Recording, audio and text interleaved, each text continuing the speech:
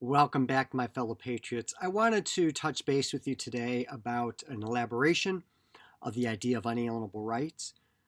We had talked about that earlier, and those are rights that are embedded within you, cannot be taken away. They're given to you by God and cannot be given away by government. You don't have to beg the government to give you rights, you have them.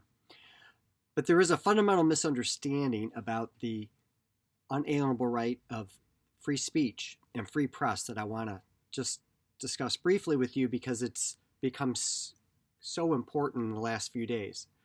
President Trump was banned from Twitter, as we know, first temporarily and then permanently. The social media website called Parler, or Parler, which I think is the correct pronunciation from what I know about it, has also been shut down because Amazon withdrew its hosting services.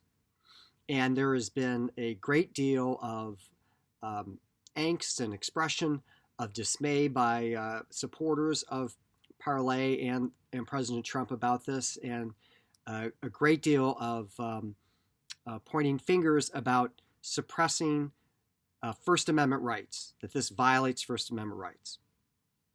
And I happen to have had my own incidents in connection with social media. I've been kicked off of LinkedIn. I was reinstated. I don't know what happened. I also have had some problems with Instagram most recently, although it appears that that may have been fixed. And so being somebody that uses it, obviously I'm on Facebook now until they decide to ban me. But so I'm a huge supporter of social media and the ability to reach out to people and to communicate and to have a full-throttled expression of ideas. But that is different than a violation of the First Amendment. The First Amendment, if you read it, says Congress shall make no law. Now, we don't take that literally because the president can violate First Amendment rights, state governments can violate First Amendment rights, regulatory agencies, universities and colleges that are public, city councils. So it's not just Congress, but replace Congress with governmental authority. Twitter is not part of the government. Parler or Amazon, not part of the government. So to have a violation of your First Amendment rights, it has to be coming from the government. This is called negative rights, and the idea is that the government is prohibited from doing certain things. It can't prohibit you from worshiping God. It can't prohibit you from going to church. It can't prohibit you from speaking your mind. Now, there's a lot of exceptions to that, like you can't solicit murder, you can't libel and slander people, but the idea is that there's a core of political speech that must be protected from government oppression. That's what free exercise of religion, dealing with religion and God, as well as freedom of speech and press in connection with politics. That's the core. It's absolutely essential for us to be a free people, to be able to criticize the government, talk to each other, communicate, try to reform the government through political speech and through press.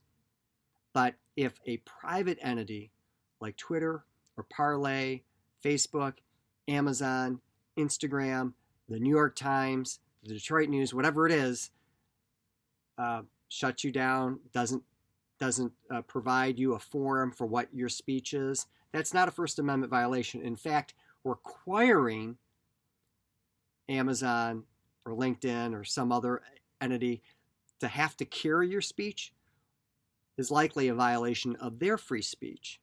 Remember, they're private companies. They have the right to free speech too. Now, there's some controversy about legal immunity through Section 230 and things like that, if you know what I'm talking about. And those are all legitimate areas of discussion. But to force someone to speak something they don't want to speak, even if you're a big media conglomerate, that would violate their First Amendment. So the New York Times doesn't have to print your op-ed piece. Facebook doesn't have to allow you to be on Facebook. Now, if they violate the contractual terms, the terms of agreement, you may have a breach of contract case. There may be other torts that you could bring forward so that you could be on those media sites. But it's not a violation of your freedom of speech. We will be returning shortly to the normal first principles discussion that I wanted to kind of finish up but I thought that was important because there's been a lot of dialogue about this recently in the media and the social sphere, and I wanted to make sure I reached out about this. Also, if you're interested in learning more about our founding first principles in history, don't forget my book, America's Survival Guide. I have found out that on Amazon, there are 2 different links to my book. One says it was published in 1656, and I'm old. I got a lot of gray hair, but I'm not that old. That link is not the link you want to use. Go to americasurvivalguide.com, click the link there to buy the book, and then you will get the right link. The 1656 link is like there's only books from the United Kingdom, and they're very expensive. Don't go through that mechanism. Go through my website, americasurvivalguide.com.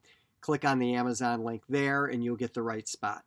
Also, don't forget our podcast, Patriot Lessons, American History and Civics. You can find it in any podcast platform, and you can also find more on patriotweek.org. Until tomorrow, God bless you, and God bless America.